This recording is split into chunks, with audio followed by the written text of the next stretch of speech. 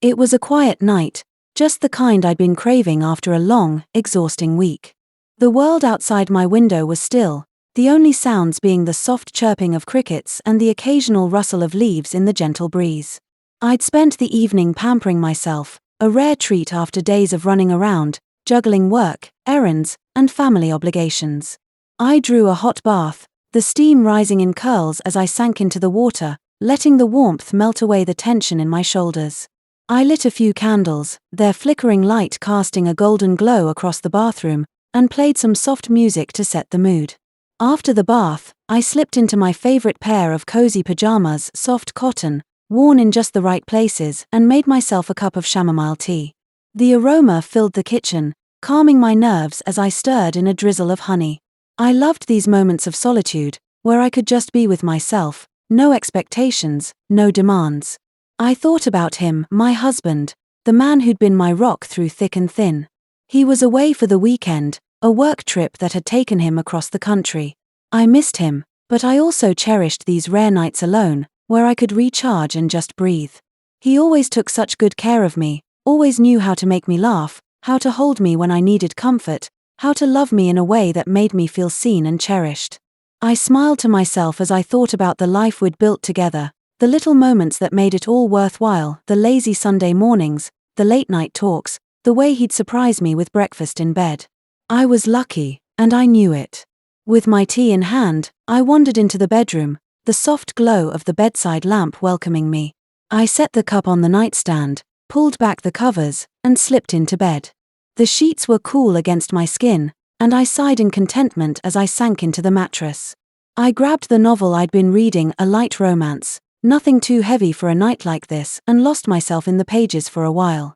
The words blurred together as my eyelids grew heavy, the tea and the warmth of the bed lulling me into a state of perfect relaxation.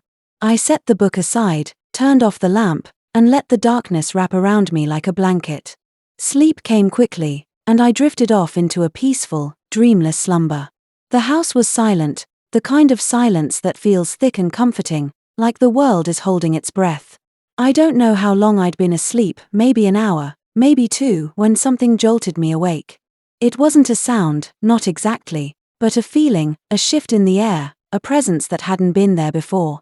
My eyes fluttered open, my heart already starting to pound as I tried to make sense of the darkness. The room was still, the shadows familiar, but something felt off. I lay there for a moment, holding my breath, listening for any sign of what had woken me. The crickets were still chirping outside, the wind still whispering through the trees, but there was something else, a faint creak, a soft shuffle, the kind of sound that's almost too quiet to notice but impossible to ignore once you do. I sat up slowly, my heart racing now, my hands gripping the edge of the blanket. The room was dark, the only light coming from the faint glow of the moon filtering through the curtains. I squinted, trying to make out shapes in the shadows, my mind racing with possibilities. Was it a burglar? A stray animal that had somehow gotten inside? Or was I just imagining things, my sleepy brain conjuring up fears in the middle of the night? I reached for the lamp, my fingers fumbling for the switch, when the door to my bedroom swung open with a slow, deliberate creak. I froze, my breath catching in my throat, my hand still hovering over the lamp. A figure stood in the doorway, tall and broad, silhouetted against the dim light from the hallway. My heart pounded so hard I could hear it in my ears, a wild, frantic rhythm that made my chest ache. I wanted to scream, to demand who was there, but my voice was stuck, trapped behind the lump in my throat. The figure took a step forward, and I scrambled back against the headboard, pulling the blanket up like a shield, my mind racing with panic. "Who's there?" I finally managed to choke out, my voice trembling, barely above a whisper. The figure paused, and then a familiar voice cut through the darkness, calm and steady, but with a hint of surprise. "It's just me," he said, and I recognized the voice instantly, my father-in-law. Relief flooded through me, but it was quickly replaced by a wave of confusion and embarrassment. My father-in-law? Here? In the middle of the night? I fumbled for the lamp again, finally finding the switch and flooding the room with light. There he was, standing just inside the doorway, looking as startled as I felt. He was dressed in a dark jacket and jeans, his hair slightly mussed, a duffel bag slung over one shoulder. His eyes widened as he took in the sight of me, sitting up in bed, my hair a mess, my pajamas rumpled, the blanket clutched to my chest like I was warding off an intruder. "I'm so sorry," he said quickly, holding up his hands in a gesture of apology. "I didn't mean to scare you. I didn't know you'd be asleep." I blinked, still trying to process what was happening. What are you doing here?" I asked, my voice still shaky, my heart still racing.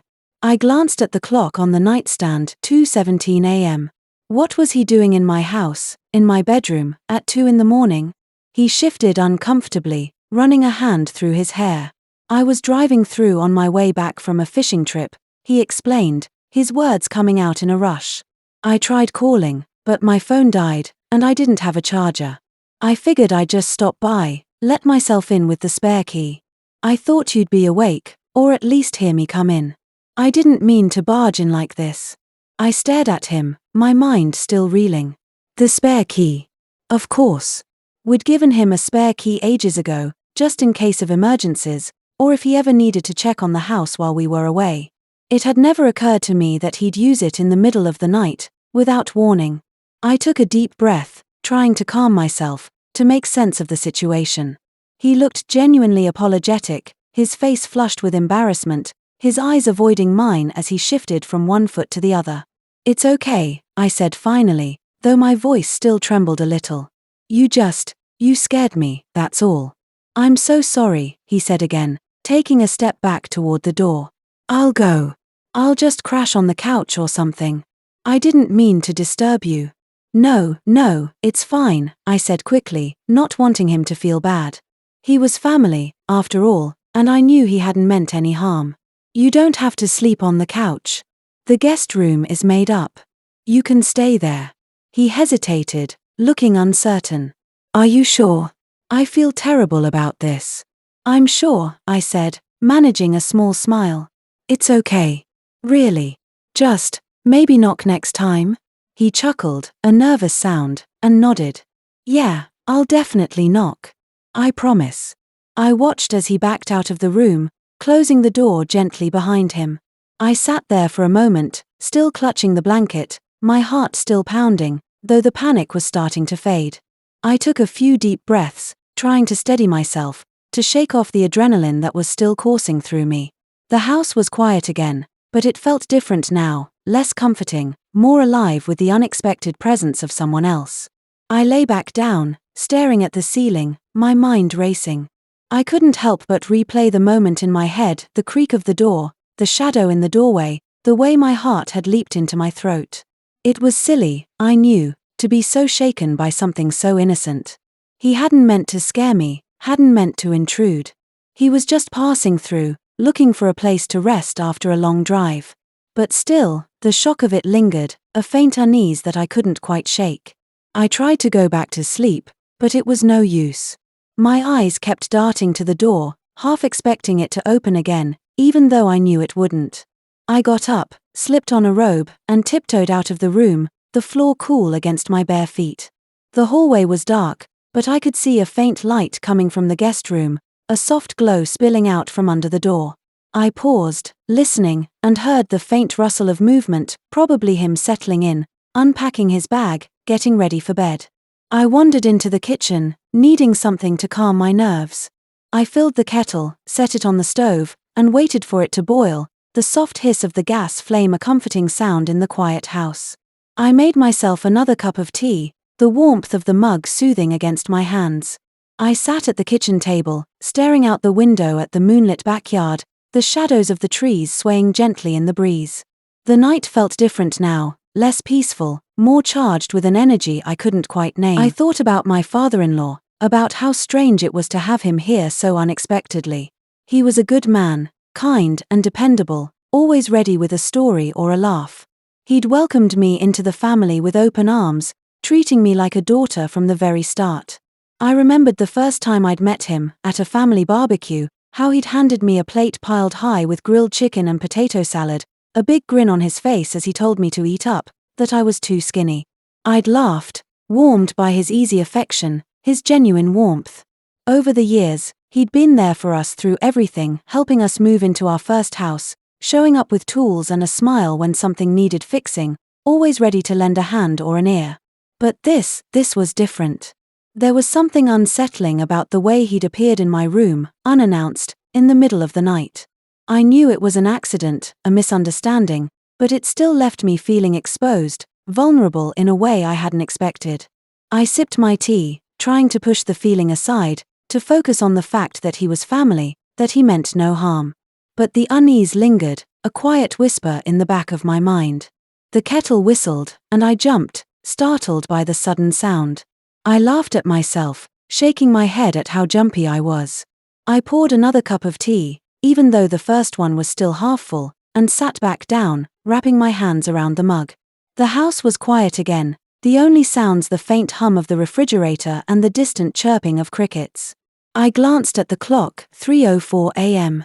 There was no way I was going back to sleep now, not with my mind racing like this. I decided to distract myself, to do something to fill the time. I grabbed my book from the bedroom, settled onto the couch in the living room, and tried to lose myself in the story again. But the words swam before my eyes, my thoughts drifting back to the moment I'd woken up, the shadow in the doorway, the rush of fear and confusion. I set the book down, frustrated, and leaned back against the cushions, staring up at the ceiling. The house felt different now, alive in a way it hadn't been before. I could feel his presence, even from the other side of the house, a quiet reminder that I wasn't alone. It wasn't a bad feeling, exactly, just strange. I thought about my husband, wondering what he'd say when I told him about this, how we'd laugh about it later, how he'd tease me for being so jumpy. I missed him, missed the comfort of his presence, the way he made everything feel safe and right. I got up again, restless, and wandered through the house, my bare feet silent on the hardwood floor.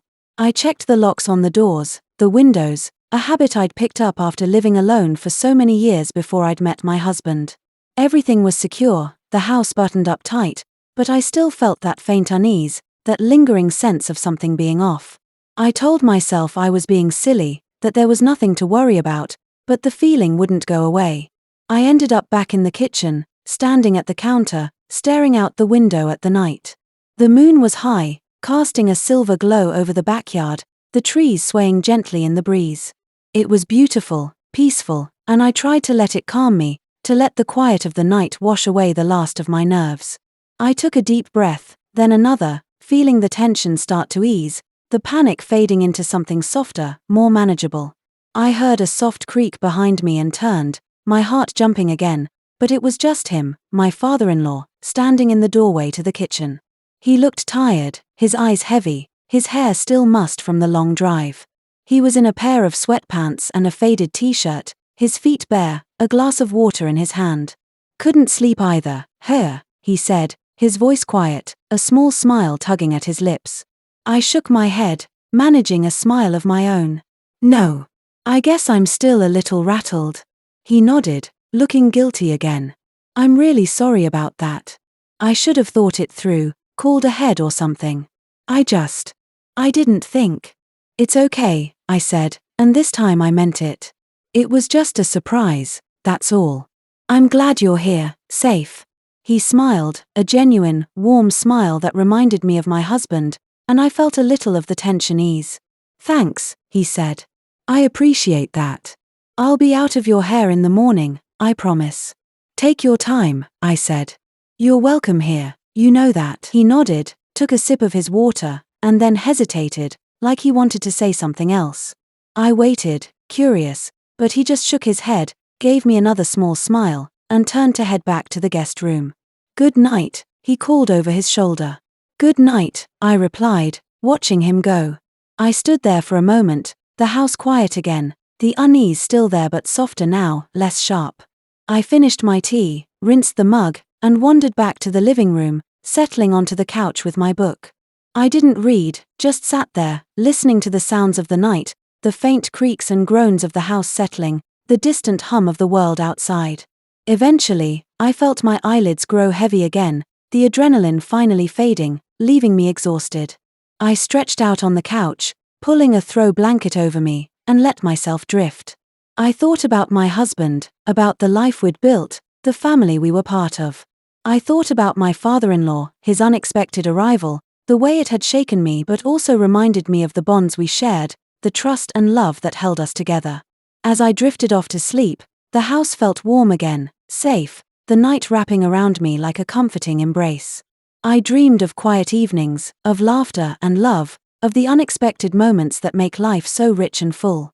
And when I woke the next morning, the sun streaming through the windows, the smell of coffee filling the air, I knew everything was going to be okay. The day dawned bright and clear, the sunlight spilling into the living room, painting everything in a warm, golden glow. I stretched, my muscles stiff from sleeping on the couch, and blinked against the light. The house was quiet, but I could hear faint sounds from the kitchen, the clink of a mug, the soft hum of someone moving around. I got up, wrapped the blanket around my shoulders, and padded toward the sound. My father-in-law was there, standing at the counter, pouring coffee into 2 mugs. He looked up as I came in, a sheepish smile on his face. "Morning," he said. "I hope I didn't wake you again." I laughed, shaking my head. "No, you're good. Coffee smells amazing." "I figured it was the least I could do," he said, sliding a mug across the counter to me. "After last night, I took renovations to make it our own, painting the walls, planting a garden, turning the spare room into a cozy guest space. I thought about the holidays we'd spent here, the family gatherings, the way my father-in-law had always been a part of them, bringing his famous chili or a batch of his homemade cookies. I realized how much he'd been a part of our lives, how much he'd shaped the family we were today. We sat there for a while, sipping our coffee, the morning unfolding around us. The sun climbed higher, the birds sang louder, and the world felt bright and new. I felt a sense of peace settle over me, a quiet gratitude for the life I had, for the people in it. My father-in-law's unexpected visit had shaken me, yes, but it had also reminded me of the strength of our bond, the way family could show up in the most unexpected ways and still make everything feel right. Eventually, he finished his coffee, rinsed his mug, and grabbed his duffel bag. "I should get going," he said. "I've got a long drive ahead, and I don't want to overstay my welcome." "You're always welcome," I said, and I meant it. "Drive safe, okay?" He nodded slowly, his eyes lingering on mine for just a moment longer, as if searching for the right words he couldn't quite say. Then he gave me a quick, tight hug, the kind that says more than 1,000 thank yous, and turned toward the door. I followed him out onto the porch, the wooden floor cool beneath my feet, and stood there, arms folded, watching as he climbed into his truck. The engine coughed to life, and he gave one final wave through the window, his hand silhouetted against the rising sun. I waved back, a soft smile tugging at my lips, and then he was gone, just a small cloud of dust drifting behind him down the quiet street. The silence returned, gentle and familiar, wrapping around the house like a favorite old blanket. But something had shifted. The walls felt warmer somehow, the morning light a little brighter, and my own heart a little fuller. I could feel it in my bones. I was changed, just a little. More awake. More in tune with the delicate, invisible threads that tie our lives to the people we love. I walked back inside and headed straight for the kitchen, the scent of coffee still hanging in the air like a comforting whisper. I poured myself another cup, cradling the warm mug in both hands, and took a seat by the window. Outside, the backyard shimmered with soft golden light, the leaves rustling gently in the breeze like nature's lullaby.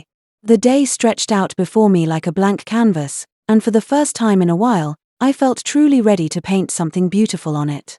My thoughts drifted to my husband, how I'd tell him everything when he got home.